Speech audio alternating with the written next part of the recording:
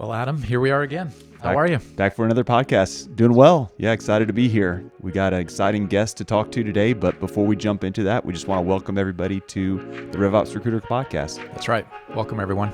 And David and Adam from RevSearch. And before you intro our guests there, just want to invite folks, if you are looking for a tool to help kind of evaluate your RevOps readiness, we put together a document that we'd love for you to have for free. You can get it from our website by going to revsearch.io/readiness. 20 questions that you can answer to kind of evaluate how your RevOps is functioning currently today. So that's right. David, intro who we've got here with us today. Yeah, excited to intro Matt Gallagher. We've got him on the podcast today, a friend by now and someone we've partnered with before on placing RevOps roles, and we know he values this function. He understands the why and the need for it in go-to-market. And so, Matt, super excited to have you on. Welcome, first of all. Yeah, Matt, welcome. Thanks for being here. Thank you. And Thank you. Thanks for having me. So really quickly, Matt's got a rich background, consulting, go-to-market. Bottom line, he's helping companies grow. He's worked for 3 PE firms to support portfolio growth there. He really focuses on increasing value of companies. And so we're excited to have him on. Matt, why don't you give us a little bit more of your background? Yeah, thank you. So I've been close to sales and marketing since 2010 when I got out of business school. And I was a consultant first in the space, then I was selling consulting services. Then I took that skill set to a private equity company. I was at Vista for a few years, picked up a lot of their playbook, was able to help evolve some of their playbook. I've done a couple stints as a CRO, and then I've had a similar operations role at Riverside, another with their microcap fund. And then now I have another private equity operations role at HG Capital, the largest software investor in Europe, and one of the largest private equity companies in the world. Well, yeah. Well, let's jump in. So one of the, we kind of explored a few different ideas of what we would want to talk about with you, Matt, today. And I think one of the things is that we want to dive in is just why does RevOps matter today, right? What's so important about it? So the first question I'd ask of you is, what do you see as some of the primary reasons why companies need to invest in revenue operations today? What's the benefit? What do we get out of it? Yeah, so it's just increased visibility, and it's in a couple directions. So one is just that linearity into the future, or some people might call it telemetry. So when you don't have good revenue ops, and that could be because you don't have good data, you don't know how to read it, you're not tracking the right things. At the end of every quarter, it's a surprise. How did things turn out? At the end of every year, it's a surprise. It makes it really hard to plan, to get the right number of salespeople, et cetera. 2, there's a performance management side of this. I mean, it's with sales, sure, at the end of the year, you know how much everybody sold or how much everybody booked, but do you know how efficient they were? Do you know if your territories were balanced? Because sales is like a lot of games in that it's a mix of luck and skill. And you're never going to get all of the luck out of it, but I've seen many times in the past where the top performer at the company maybe was more lucky than good, and other folks that maybe weren't set up for success. So having the right revenue ops really helps you figure that out. And then it can also serve as a tool to drive better behavior. If you can get people to use the right kind of processes and procedures, et cetera, you can de-risk a lot of sales, which sometimes can be a little bit of a dark art if companies don't know what good looks like. And also, when done well, it should increase efficiency. Sure, you are asking sellers to put data in the CRM and do Salesforce hygiene, and you'll hear sellers complain about that a lot. But if it's done well, if the fields are set up right, it should actually help drive good behavior and should be a good tool for, if not just the sellers, but also when their manager comes in to coach on deals or coach on pipeline, et cetera. It provides that fact base to help make those conversations higher value. And then finally, sales and marketing alignment is an issue for a lot of companies. A good revenue ops function, make sure that that debate, and you do want you want a healthy debate between those two functions. They can be the arbiter of that. Make sure that your discussions again are grounded in facts and figures. Yeah. That's great. I love each of those points there. I wonder if we could double click on a few of those. So when we think about like essential for forecasting, you mentioned that as kind of the part of the reasons why RevOps is there.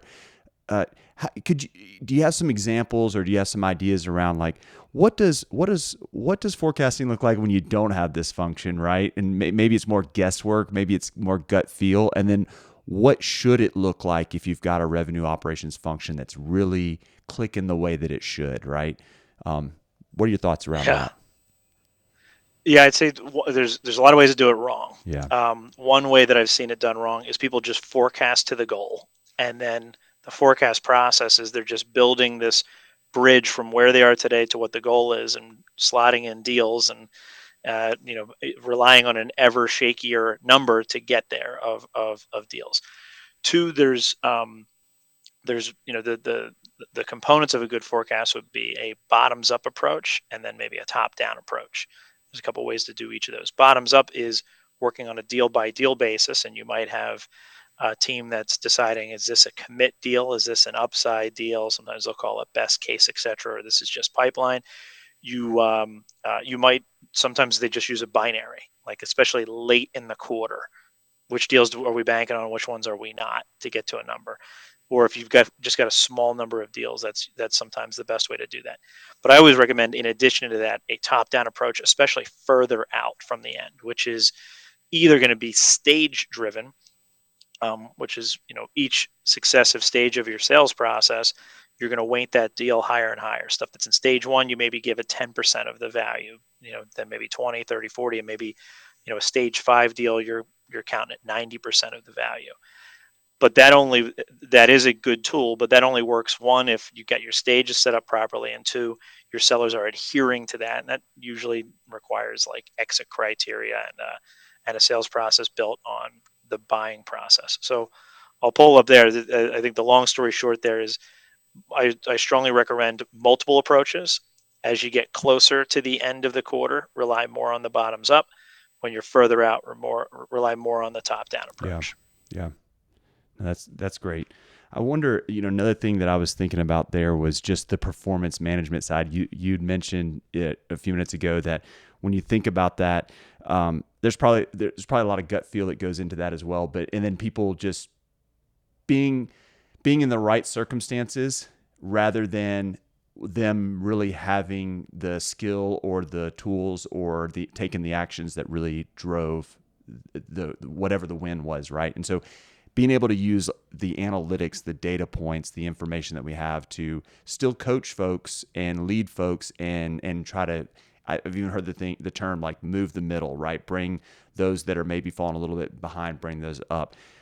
In what ways, or do you have any thoughts around how RevOps supports that and really helping the team get better through supplying the right data during QBRs or annual reviews, and how that helps those leaders lead those people? Yeah, if you're doing let's say like performance evaluation or a seller evaluation, you always want a mix of objective and subjective inputs. It's always good to look at, in the past, have they closed business, right? Have they hit their goals, etc. But you do want to contextualize that in terms of, hey, did they have a good patch? Like, did they have enough viable opportunities in their territory? And revenue ops, there's lots of levels of sophistication you can apply to figure out how rich a territory was. You might also look at, where do they get their pipeline from? It's a lot easier to win business when, one, it's either, let's say, existing customers. That's easier than hunting for new business. Two, if, let's say, you're hunting or existing business, if it's inbound, if you're getting nice qualified leads from marketing or from partner, that's easier than somebody who's going out and prospecting by themselves. Um, and then three, different segments of the business might have different difficulty in terms of the product, or if they're selling into different verticals, etc. So you do want to look at the bookings. You do want to look at the territory that they have. You want to look at the kind of help they got from pipeline.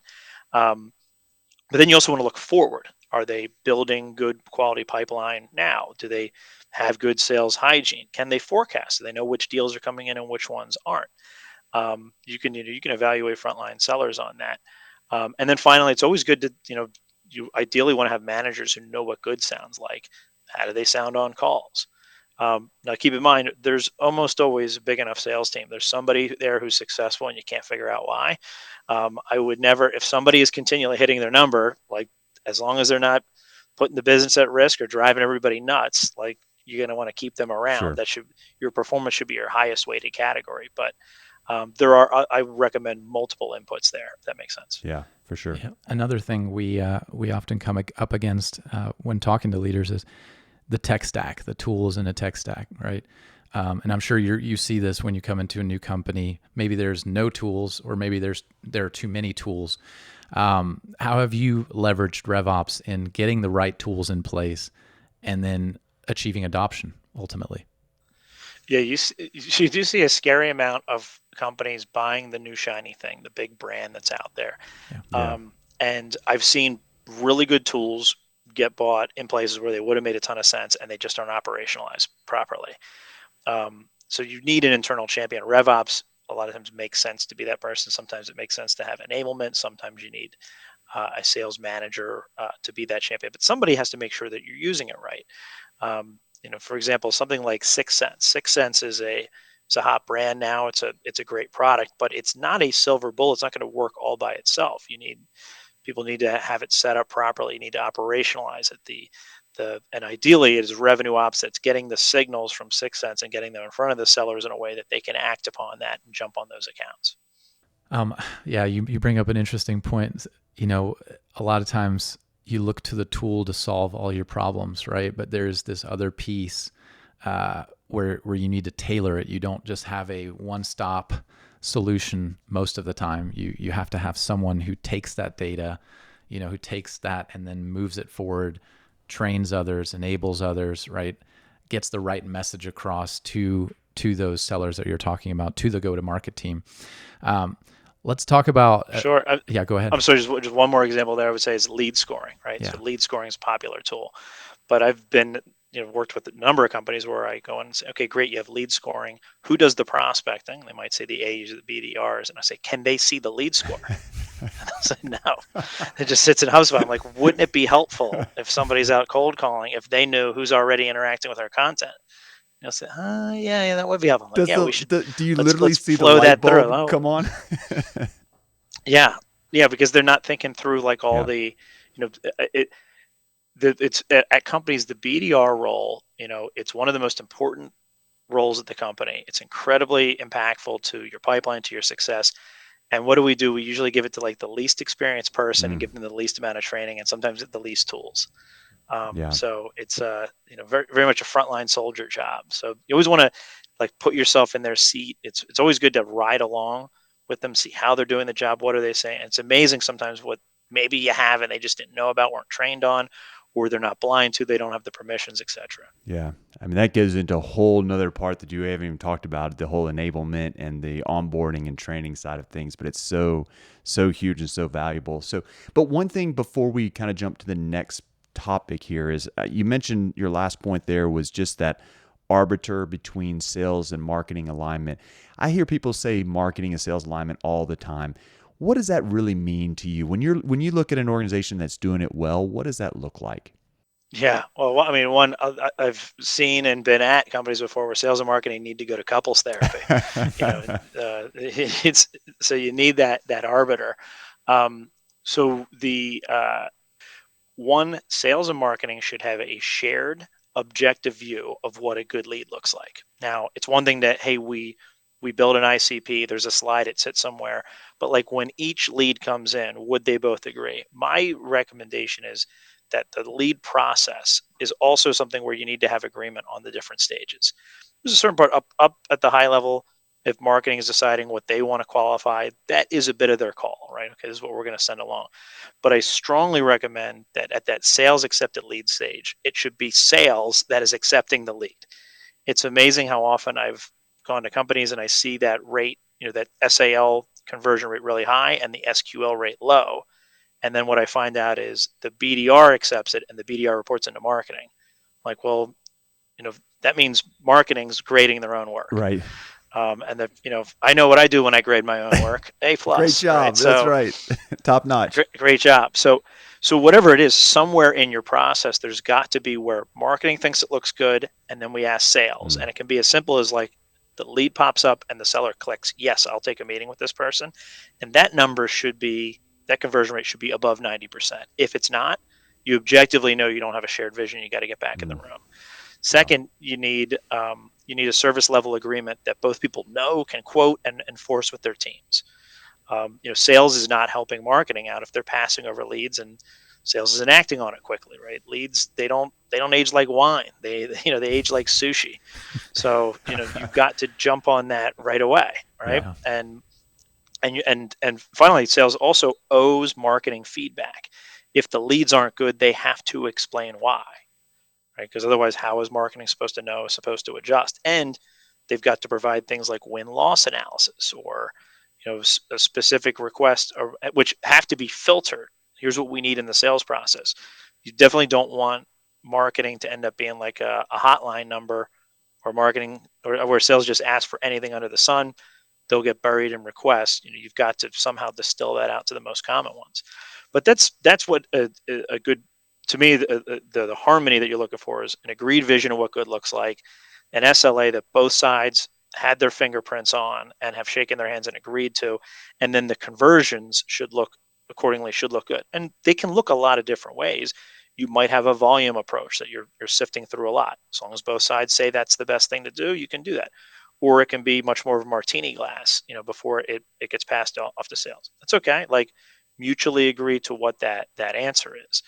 And then, and there should be some healthy tension. I've also seen, where sales and marketing say, well, we never argue.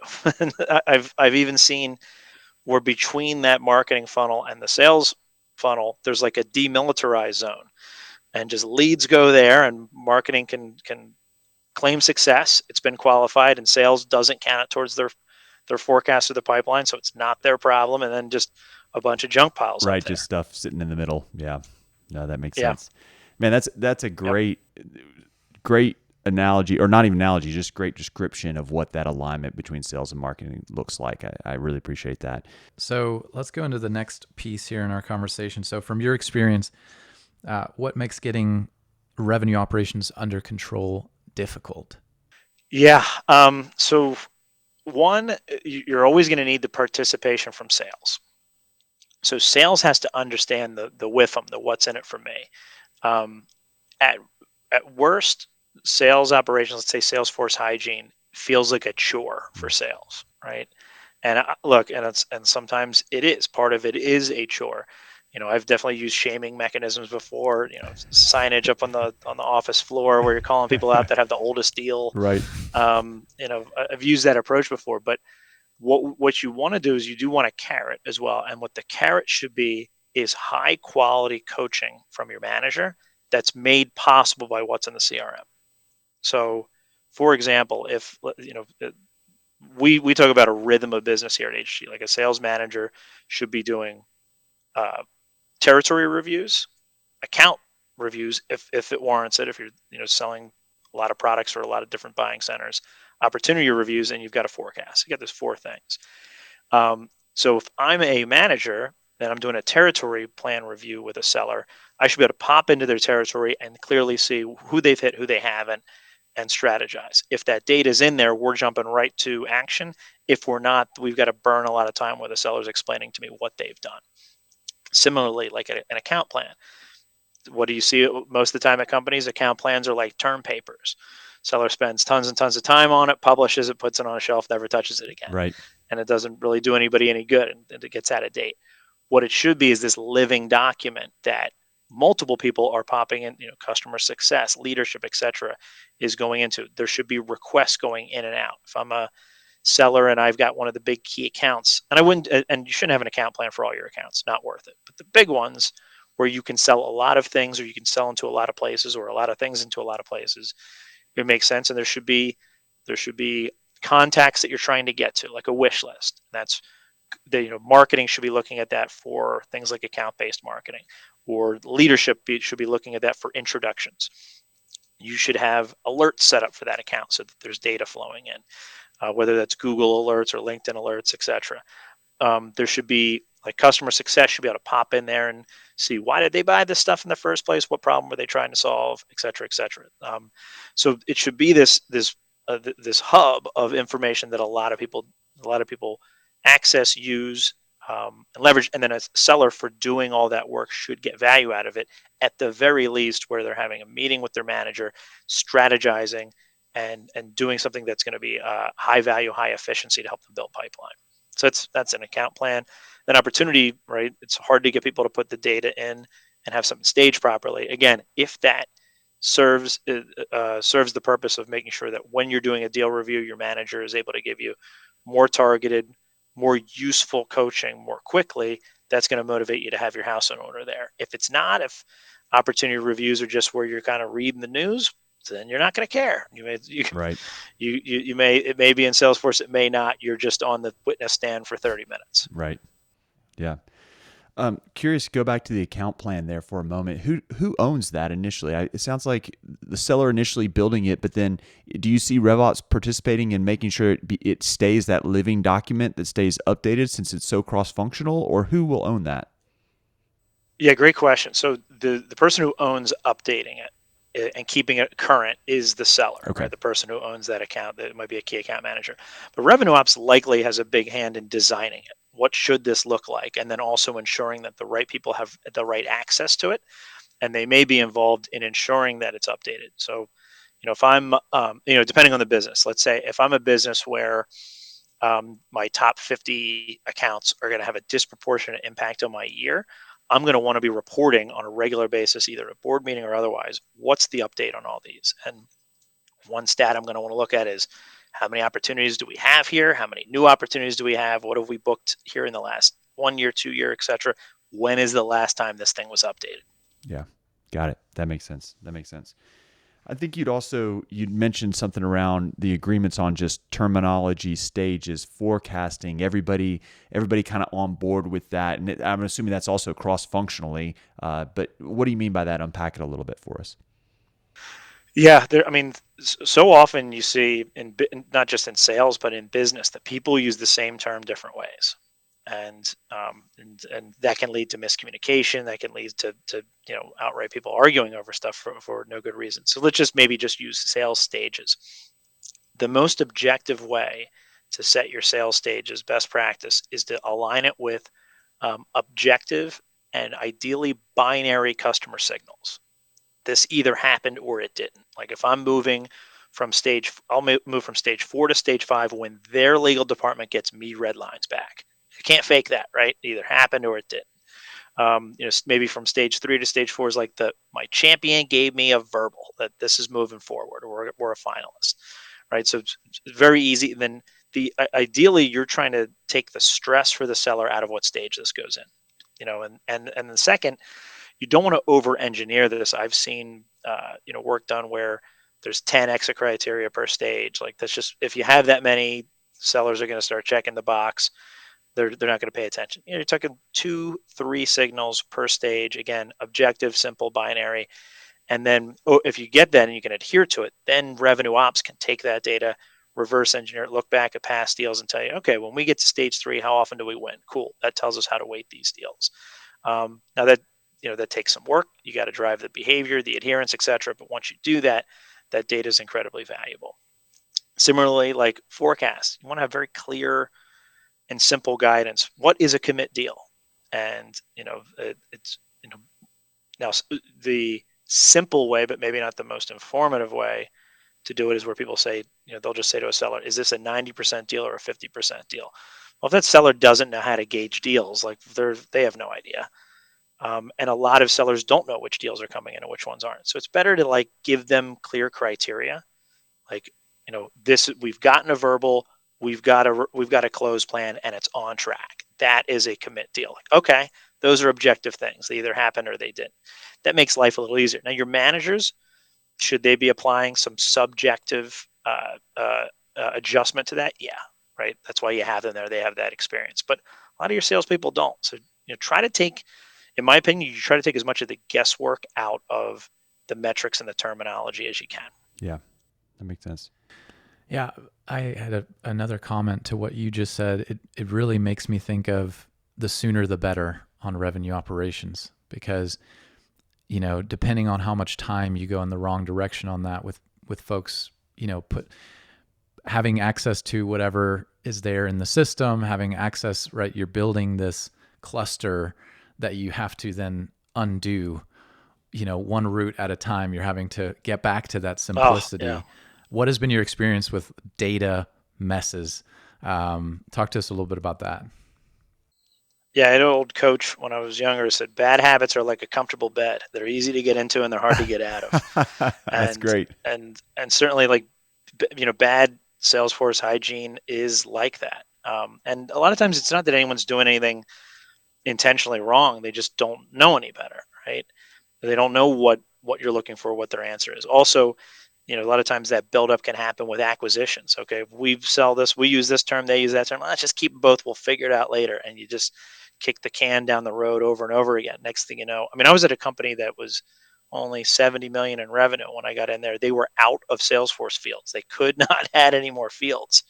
And what it was there was too many people that had access to just add whatever field they wanted. So you had these redundant fields going places, and then next thing you know, the numbers aren't adding up. And I've seen companies where you'll do 15, especially in private equity, you'll do 10, 15 acquisitions in a couple of years. The longer you wait to integrate, make those hard decisions, the bigger the mess you're leaving for yourself later. And when you finally get to it, it is tough. Yeah. Wow.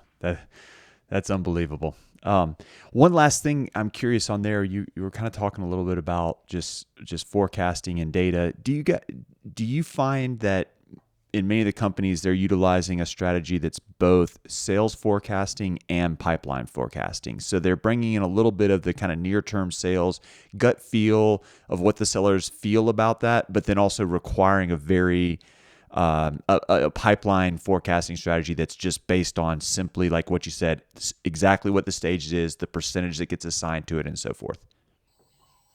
Yeah, my recommendation is both, right? The bottoms up being that subjective, which is going to have some feel Yeah, involved. Ideally, you're giving them guidelines on how to get to that feel. Like it should have these components before you call this, but there's going to be some gut, right? And then the top down, and then for that bottoms up one, there's deals where, hey, look, I'm working with my champion, we're a finalist. The decision's happening in this boardroom. When that happens, like we're all teed up, we're going to get legal and etc. And I don't know going in. You're going to have some of those. You just want to limit the number of deals in your pipeline that you're calling that way. And then obviously there's businesses where it's a smaller number of large deals. Those are harder to forecast accurately than the high velocity where you get this big volume of deals where that random noise has less of an sure. impact. So you always want to keep that in mind when you're looking at forecast accuracy. Yeah, that makes sense. Well, let's go to the final section we want to dig into here. So, Matt, when it comes to having a thriving revenue operations function, what are some of the common issues you see there?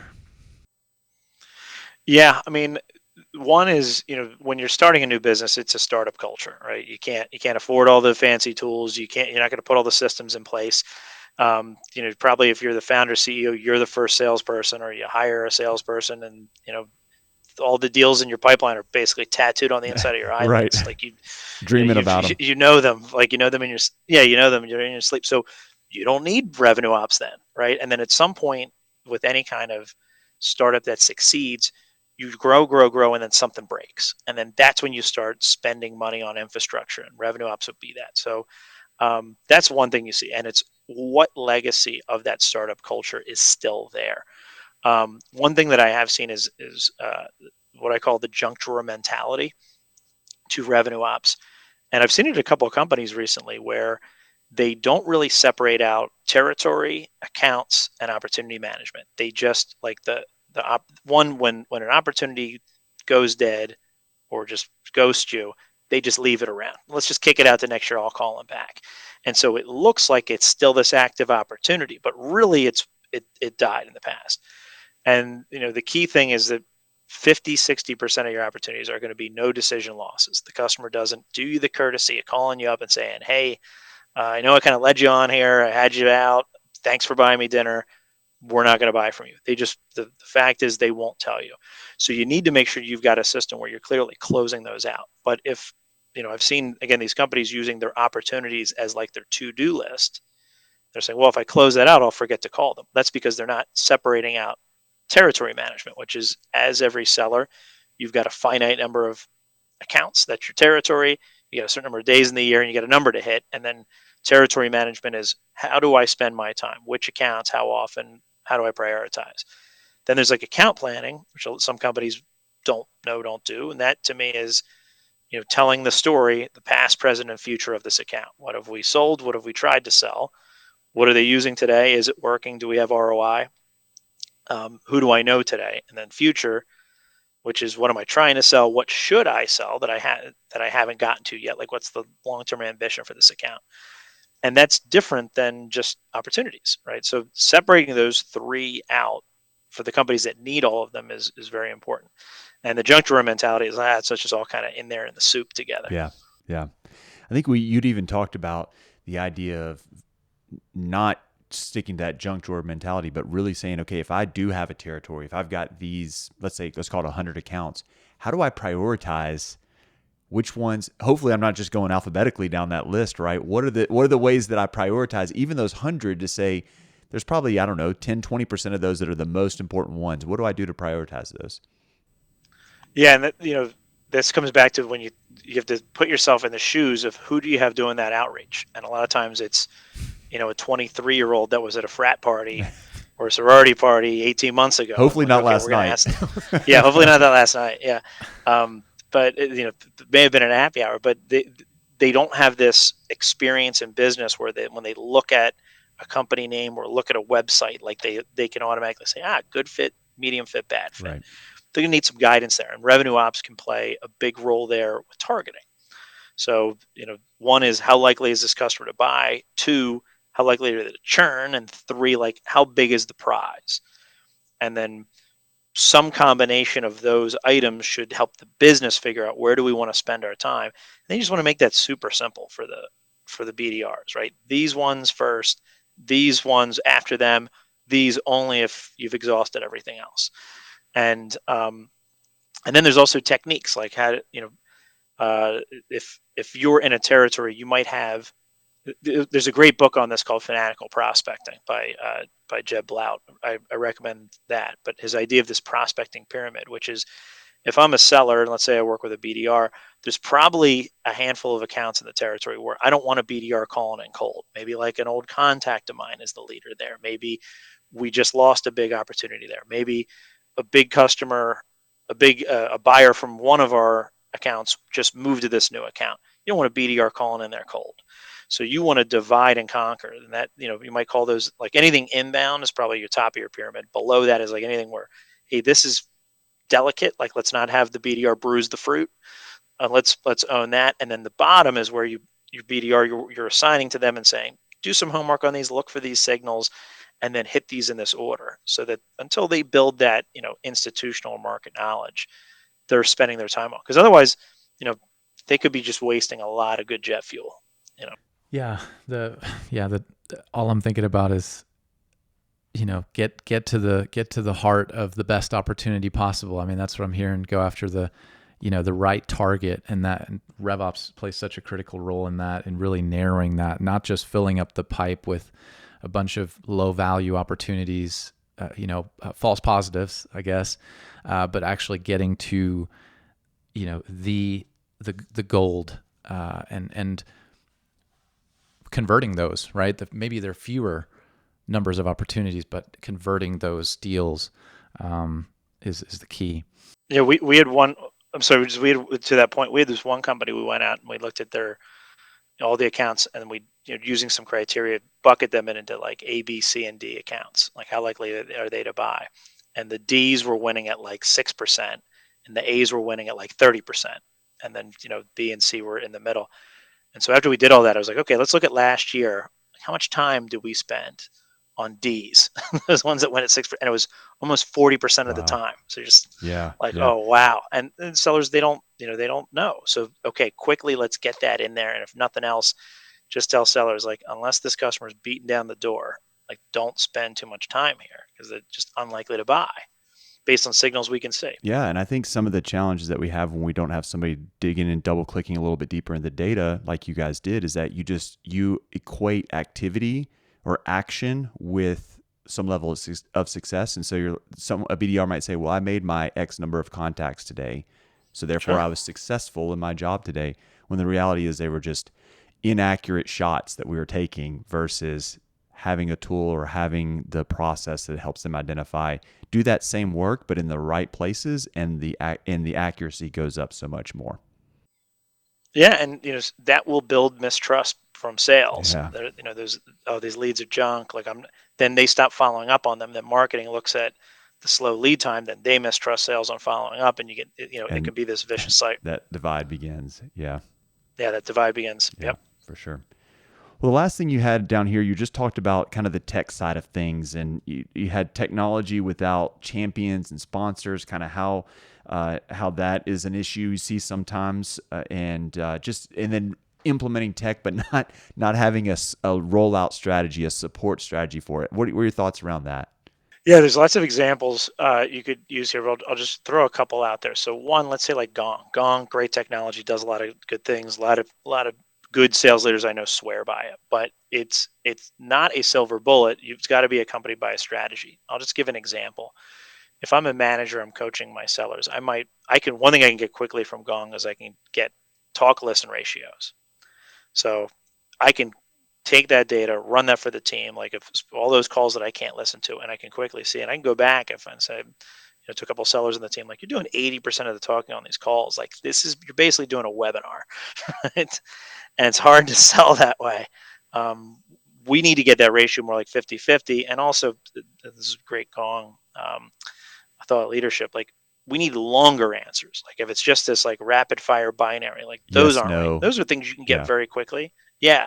And so that allows you to listen at scale. Two, you can look at like compare top performers to everybody else, like using different terms. Like, when do they start introducing money, finance, right? So, but you want to have, before you implement that, you want to have clear things that you're looking to do with them, as opposed to just throwing the technology at it, because the managers don't always know, why do we buy this? I don't know. Why am I going to roll this out? So I would have that driving it. Something like 6 Sense.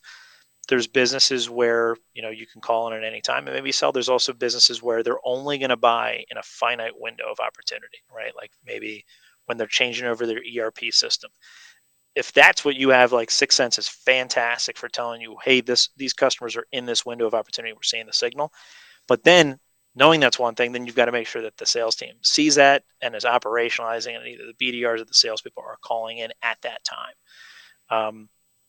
And then we talked about the lead scoring example too. So like whatever it is, you've got to make sure that people understand, why do we buy this? What are we trying to do with this? What are we expecting you to do? And then you need somebody inspecting to make sure that's happening.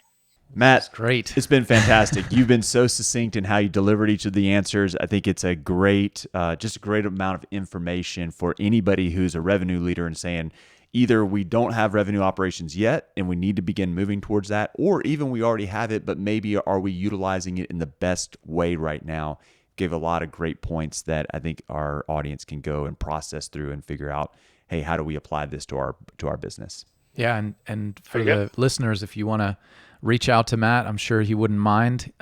He's a busy man, but we'll drop his LinkedIn profile in the description. So if you've got some questions or you want to reach out, feel free to do that. Gentlemen, thank you so much for having me here. It's been a pleasure, and you guys have helped me in the past getting some great folks in seat, because as you heard here, I value revenue ops, getting the right person in quickly. It's when you have a need. Usually you needed somebody yesterday. Yeah, exactly. So you want to get them in as soon as possible. So thank you for everything you've done for me in the past, and thanks for having me here today. Absolutely. We enjoyed it. Thanks, Matt. Take care. Very good. Bye.